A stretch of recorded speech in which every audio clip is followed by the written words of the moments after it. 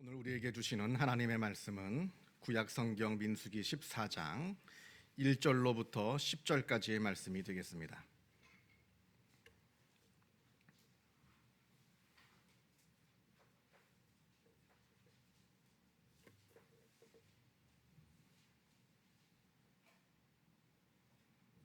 구약 성경 218면입니다.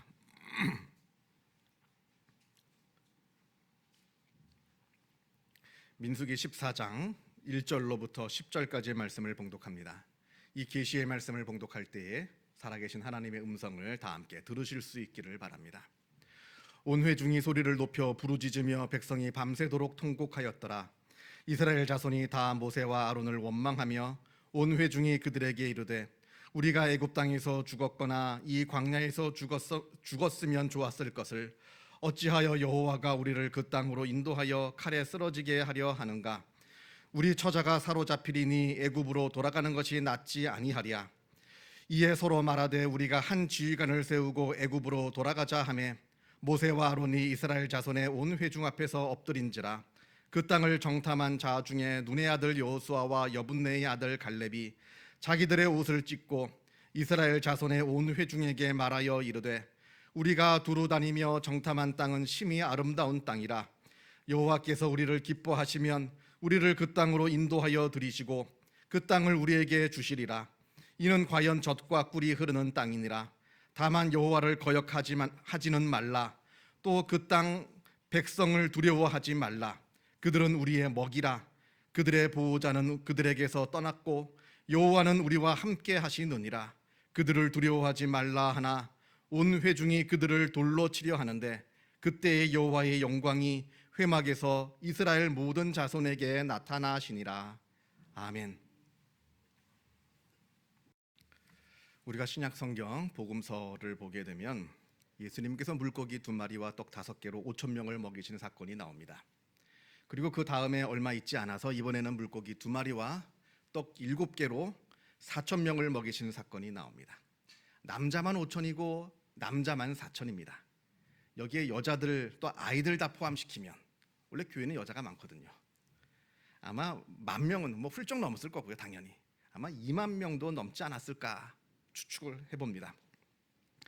아무튼 우리가 성경을 보면 예수님께서 이렇게 4,000명을 먹이신 기적을 일으키신 후에 바리새인들이 예수님께 몰려와서는 예수님께 시비를 거는 장면이 나옵니다. 당신이 진짜 하나님의 아들이라는 증거를 보여달라는 겁니다. 이렇게 해서 예수님과 바리새인 간에 논쟁이 벌어지는데 이때 예수님께서 너희에게는 보여줄 것이 없다. 왜냐하면 이미 너무나 많은 기적을 보여주셨거든요. 이미 너무나 많은 말씀을 가르쳐 주셨거든요. 그럼에도 불구하고 예수님을 시험하고자 또다시 모여서 논쟁하고 있는 바리새인들에게 더 이상 너희에게는 보여줄 것이 없다 하시면서 그들을 피해서 제자들과 함께 배를 타고 갈릴리 호수를 건너가고 계시는 이야기가 나옵니다.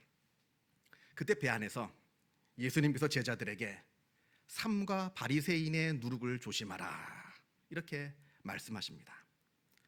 방금 전에 본 것처럼 그저 말로는 하나님을 믿는다라고 하면서도 그 마음이 어두워져서 참된 믿음을 갖지 못하고 있는 저 바리새인들을 예수님께서는 누룩에 비유하시면서 바리새인의 누룩을 조심하라 이렇게 말씀을 하시는 겁니다. 그런데 제자들이 그 말씀을 듣고는 깜짝 놀라면서 아이쿠 떡을 그만 좀 챙겨오질 못했구나 이렇게 말합니다. 조금 전에 예수님께서 4,000명이나 먹이셔서 아주 많은 떡이 남았는데 그때 그 떡을 좀 챙겨왔어야 되는데 그 떡을 챙겨와지 못했다는 겁니다. 그러면서 제자들끼리 서로 네가 좀 챙겨오지 않았느냐, 왜 너는 챙겨오지 않았느냐 서로 이렇게 말다툼을 하는, 서로 논의를 하고 말다툼을 하고 있는 그런 모습을 보게 됩니다. 지금 예수님은 거짓된 신앙을 갖고 있는 바리새인을 누룩에 비유하시면서 너희는 바리새인의 누룩을 조심하라 이렇게 말씀하고 계시는데 제자들은 그 말씀을 듣고 엉뚱하게도 빵을 챙겨오지 않았다고 서로 책임을 전가하고 다투고 있는 겁니다. 아니 여기서 도대체 빵이 왜 나옵니까? 제자들의 머릿속에 온통 빵 생각밖에 없으니까 누룩 얘기만 들어도 그냥 빵, 무슨 얘기만 들어도 그냥 빵 생각만 나는 겁니다. 예수님의 말씀은 하나도 들리지가 않고. 그런데 여러분, 사람이 다 이러합니다. 그 머리에 무슨 생각으로 가득 차 있느냐, 거기에 따라서 사람은 다 보이는 게 다르고요, 다 들리는 게 다 다릅니다. 똑같은 걸 봐도, 또 똑같은 걸 들어도 그 머리에 무엇이 가득 차 있느냐에 따라서 아주 엉뚱하게 그것을 보고 듣는 그런 존재가 바로 우리 인간이라고 하는 존재라 하는 겁니다. 아무튼 제자들이 이렇게 엉뚱한 대답을 하고 있으니까 예수님께서 속이 터지셔서 이 믿음이 작은 자들아, 어찌 떡이 없으므로 서로 다투느냐? 너희가 아직도 깨닫지 못하느냐? 떡 5개로 5,000명을 먹이고 남은 것이 몇 바구니며 떡 7개로 4,000명을 먹이고 남은 것이 몇 광줄이었는지를 기억하지 못하느냐? 어찌 내 말한 것이 떡에 관함이 아닌 줄을 깨닫지 못하느냐? 오직 바리새인과 사두개인들의 누룩을 주의하라. 이렇게 아주 예수님께서 한탄을 하시는 장면이 복음서에 나오게 됩니다. 우리가 이 제자들을 보면 참 답답하기 짝이 없는 노릇입니다만, 그러나 반대로 또 제자들의 입장에서 생각해 보면 이해가 되는 부분도 없지 않아 있습니다. 배가 고프거든요. 며칠 전에 떡 5개로 5,000명을 먹이시는 사건이 있었음에도 불구하고 시간이 지나면 금방 배가 꺼져서 배가 고프거든요. 방금 전에 예수님께서 4,000명을 먹이시고 많은 사람들이 배부르게 먹었습니다만 금방 또 배를 타고 오느라 또 배가 꺼졌거든요. 배가 고픈 걸 어떡하겠습니까? 그러니까 온통 빵 생각만 나는 것이고, 또 그러니까 빵이 없으니까 빵 걱정을 지금 하고 있는 겁니다. 그러니까 모든 게 다 빵으로만 들리는 거죠. 자, 여러분, 여기서 제가 아주 중요한 개념을 하나 설명하고자 합니다. 우리가 성경을 보면 예수님의 기적을 표적이라 부릅니다. 표적이라고.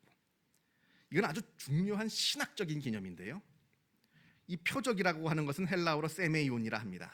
영어로 번역하자면 사인입니다. 사인. 우리말로 번역하자면 표시, 표징, 상징, 뭐 이렇게 번역할 수가 있습니다. 기적은 표지고, 표시이고, 표징이고, 상징이라고 하는 겁니다. 조금 더 설명을 하겠습니다.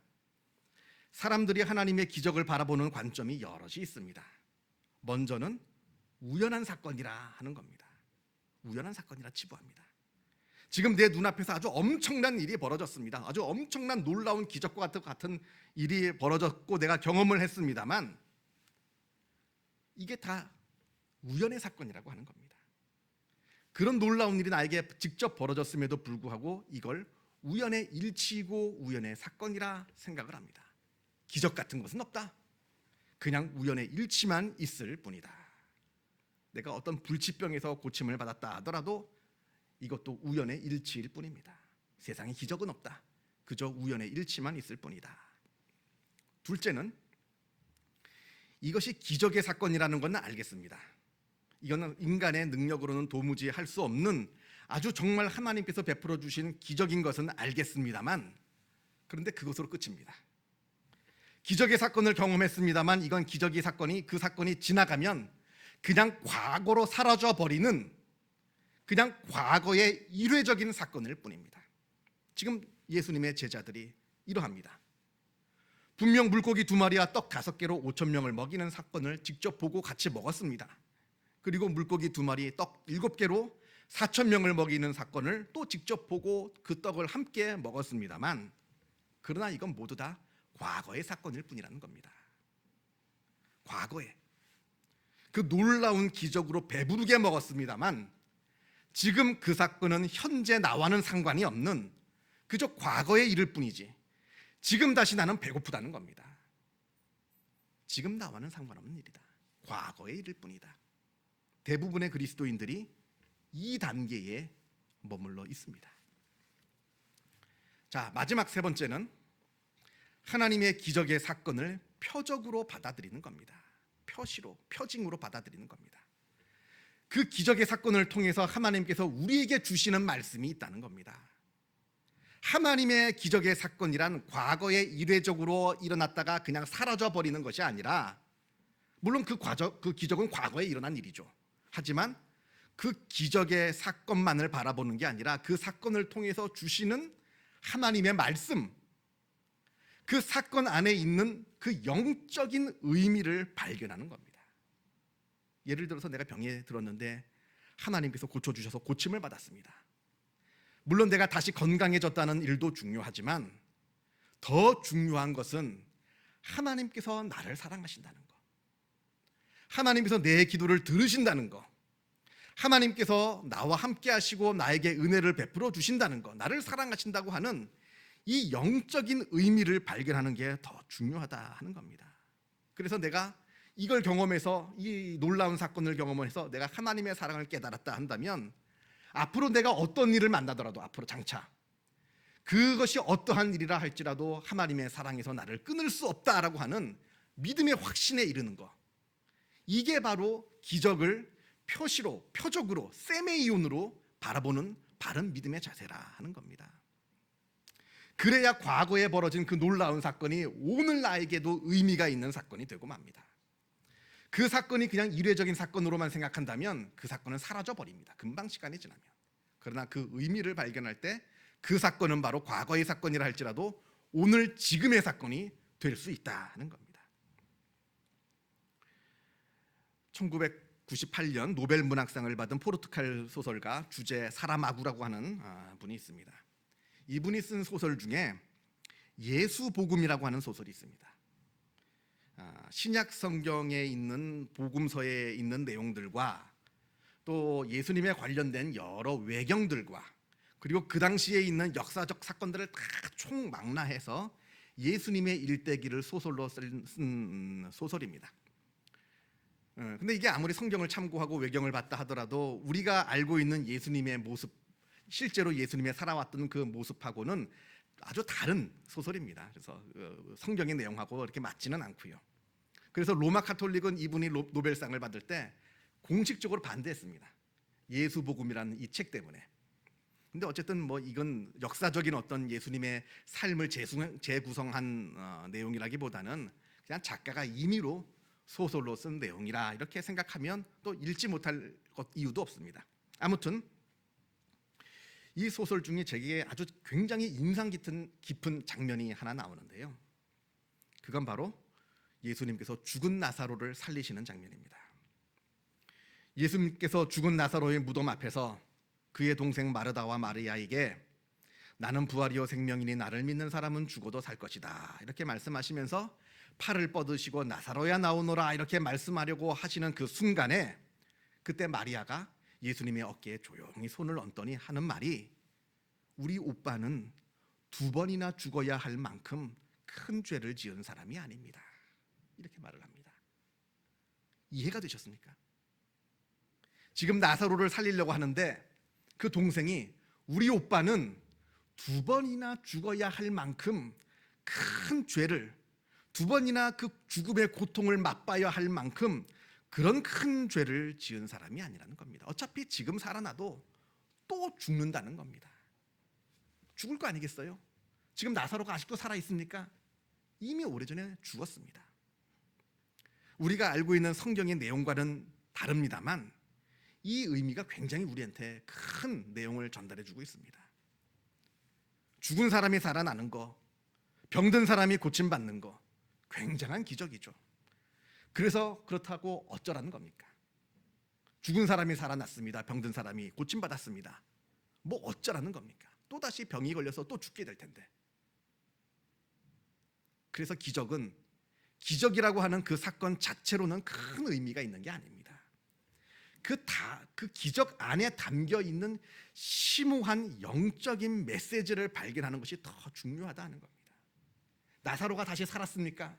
그러면 우리에게 영원한 생명을 주시고 부활을 주시는 그 하나님의 능력을 발견하는 것이 소중한 것이지 다시 살아나 봐야 또 죽는다는 겁니다. 그래서 그 의미가 중요하다.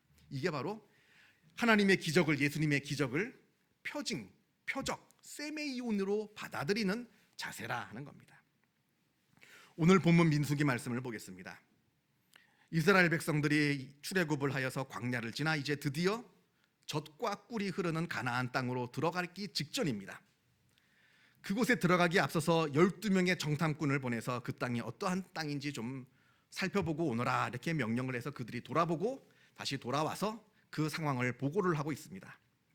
그러자 그중 10명이 보고하기를 듣던 대로 정말 가나안 땅은 젖과 꿀이 흐르는 참 좋은 땅입니다만, 그런데 그곳에 살고 있는 가나안 족속들은 신장이 그 키가 장대한 사람들이라 우리가 스스로 보기에도 우리는 메뚜기 같아 보였다.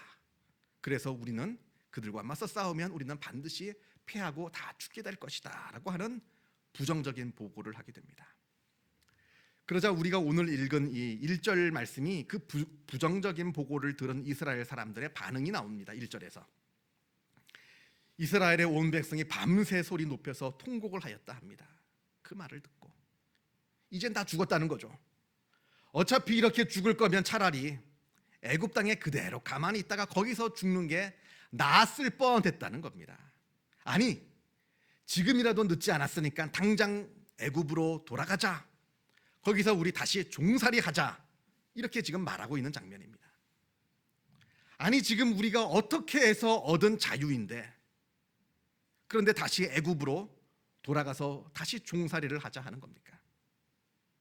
이 말을 듣고 여호수아와 갈렙이 너무나 안타깝고 분해서 자기 옷을 찢고 백성들에게 호소합니다.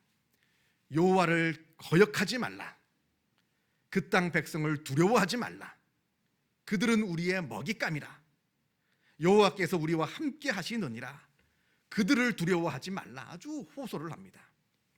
이렇게 백성들을 설득하려고 하였습니다만 지금 너무나 큰 공포와 절망에 질려 있는 이 백성들은 오히려 여호수아와 갈렙을 돌로 쳐서 죽이려고 하고 있습니다. 그때 여호와의 영광이 회막에서 모든 이스라엘 사람들에게 나타나셨다 하는 내용이 오늘 본문의 내용입니다. 여러분, 우리가 아는 것처럼 출애굽의 역사는 하나님의 놀라운 기적과 놀라운 은혜의 역사입니다. 그러나 동시에 이스라엘 백성들의 원망과 불평의 역사이기도 하였습니다. 출애굽을 시작할 때부터 아주 하나님은 놀라운 기적을 보여주셨습니다. 이스라엘 백성을 해방시키시기 위해서 10가지나 되는 무시무시한 기적과 같은 재앙을 내리십니다만, 그러나 그 기적을 보고 이스라엘 백성들이 오히려 자기에게 강제 부과되는 강제 노동이 더 무거워졌다고 하나님을 원망하는 그러한 아주 이상한 모습들을 발견하는 그러한 내용을 우리가 성경을 통해 보게 됩니다. 하나님의 기적의 능력으로 이스라엘이 홍해를 건넜습니다. 아주 놀라운 기적을 체험했습니다만, 그래서 잠시 하나님께 감사하고 기뻐하는 모습도 나왔습니다만, 그로부터 사흘 후 광야를 통과하면서 마실 물이 없다고 하나님께 원망과 불평을 쏟아내는 장면도 우리가 보게 됩니다. 물론 사흘 동안 물을 먹지 못하면 힘듭니다. 생존 전문가는 333 법칙이라고 해가지고 사람이 3분 동안 숨을 쉬지 못하면 죽게 되고, 사흘 동안 물을 마시지 못하면 죽게 되고, 3주 동안 먹을 것을 먹지 못하면 죽게 된답니다. 이게 생존 전문가들이 말하는 이야기인데, 사흘간 물을 먹지 못했다라고 한다면 지금 이스라엘 백성들은 한계점에 온 겁니다. 한계점에 왔습니다만, 그러나 그럴수록 원망하지 말고 불평할 것이 아니라 기도해야죠. 하나님의 능력을 직접 봤잖아요. 하나님의 역사를 직접 봤으면서 왜 기도하지 않는 겁니까? 지금은 원망하고 불평할 때가 아니라 기도할 때라는 겁니다. 원망과 불평과 기도는 완전히 다른 겁니다. 비슷한 것 같아 보여도 원망과 불평은 불신앙과 미움에서 시작되는 것이고, 기도는 믿음과 사랑에서 시작되는 겁니다. 완전히 다른 겁니다. 다시 오늘 본문으로 돌아와서요. 민수기 14장으로 돌아와서요. 10명의 정탐꾼의 말대로 가나안 사람들이 이스라엘보다 강력한 건 맞는 말입니다. 이스라엘 백성들은 400년 동안 애굽의 종살이를 하면서 군사력을 키워본 적이 없어요. 군사 훈련을 받아본 적이 없습니다. 그냥 오합지졸입니다. 반면에 가나안 족속들은 일사불란한 강력한 중앙 집권적 정치 체제를 갖고 있을 뿐만 아니라 그들은 철기 문명을 갖고 있는 족속들입니다. 이스라엘은 청동기도 제대로 갖고 있지 못했고, 이들은 철기 문명을 갖고 있는 사람들입니다. 그러나 지금 이스라엘은 가나안 백성 족속들보다 더 어려운 일들을 지금 다 뚫고 왔잖아요. 하나님의 능력으로, 하나님의 기적으로 이 모든 일들을 다 직접 보면서 여기까지 오지 않았습니까? 그럼에도 불구하고 가나안 사람들을 바라보면서 또다시 두려워하는 이유가 무엇입니까? 그 이유는 과거는 과거일 뿐이라는 겁니다. 지금이 아니라는 거죠. 놀라운 하나님의 기적을 맛봤습니다만 그건 과거의 일일 뿐이라는 겁니다. 홍해가 갈라져서 홍해를 건너고 그 가나안 족속들보다 훨씬 더 강력한 애굽의 군대들이 그 홍해 바다에 다 죽게 되는 것을 보았습니다만 그 일도 다 과거의 일일 뿐이라는 겁니다. 과거는 과거이고 오늘은 오늘이다. 그러니까 오늘 우리가 새로 만나게 되는 저 가나안 족속, 새로운 어려움이 우리를 두렵게 한다라고 하는 겁니다. 여러분, 기독교는 기억의 종교입니다. 우리가 성경을 보면 우리에게 기억하라 기억하라 하는 말씀이 얼마나 많이 나오는지 모릅니다. 그 과거의 일, 과거에 하나님께서 우리에게 베풀어 주신 그 놀라운 은혜의 사건을 늘 기억하라는 겁니다. 우리가 분명히 알아야 하는 것은 하나님의 사건은 과거로 사라지는 그런 일회적 사건이 아니라는 것이고요. 그 과거의 사건으로 내가 하나님을 경험하였다라고 한다면, 그 과거의 사건으로 내가 위로를 얻었다고 한다면, 그 과거의 사건으로 우리가 그때 삶의 용기와 힘을 얻었다고 한다면, 그 과거의 사건을 통해서 지금 현재 이 순간에도 우리는 하나님을 체험할 수 있는 것이고 하나님을 경험할 수 있는 것이고 하나님께 위로받고 하나님께 힘을 얻을 수 있다 하는 말입니다. 그 과거의 사건을 통해서 하나님께서 지금 우리에게 힘을 주시고 격려하시고 위로하시고 역사하고 계신다 하는 겁니다. 그래서 우리가 평소에 해야 될 일은 하나님을 늘 기억하는 게 중요합니다. 과거의 사건, 내가 전에 기도했는데 하나님께서 그 기도를 아주 놀랍도록 들어주신 그 과거의 그때 그 사건, 내가 그때는 절망하고 있었는데 정말 하나님의 능력으로 그것을 아주 놀라운 방식으로 해결해 주셨던 그때 그 사건을 우리가 늘 기억해야 될 필요가 있습니다. 그래서 그 기억을 통해서 그때 주신 하나님의 말씀을 지금 오늘도 우리가 그 말씀을 들어야 한다 하는 겁니다. 그때 그 사건을 기억할 때 그 사건이 오늘의 사건으로 되살아나서 그 과거에 받았던 은혜를, 그 과거에 들었던 하나님의 음성을 우리가 다시 받고 듣게 해주신다 하는 말입니다. 기도하겠습니다. 사랑과 은혜가 충만하신 하나님 아버지, 감사합니다. 하나님께서 우리의 아버지 되어 주시어서 우리의 삶을 늘 지키시고 인도하여 주심에 주님의 은혜에 감사를 드립니다. 지난 과거의 우리의 삶을 되돌아볼 때 하나님의 은혜가 너무나 놀라웠던 것을 우리가 기억합니다. 그러나 우리가 오늘을 살아가면서 새롭게 우리에게 다가오는 여러 일들을 마주보며 그 일들에 우리가 두려워 떨고 있습니다. 아버지 하나님, 하나님의 놀라운 역사를 우리가 기억하게 하시고 바라보게 하여 주옵소서. 어려울 때마다 우리를 지키시고 인도하여 주신 그 하나님을 우리가 바라보고 기억하게 하여 주시고, 그때 그 사건을 통해서 주님께서 우리에게 말씀하신 그 말씀, 그 힘, 그 위로 기억하게 하여 주시어서 과거의 사건이 지금의 사건이 되게 하시고 과거의 말씀이 오늘 나에게 주시는 말씀이 되게 하여 주시어서 우리가 오늘을 하나님을 바라보는 믿음으로, 힘으로 넉넉히 승리하며 이겨나갈 수 있도록 역사하여 주시옵소서. 모든 것 주님께 감사드리오며 이 모든 말씀 우리 주 예수 그리스도 이름으로 기도하옵나이다. 아멘.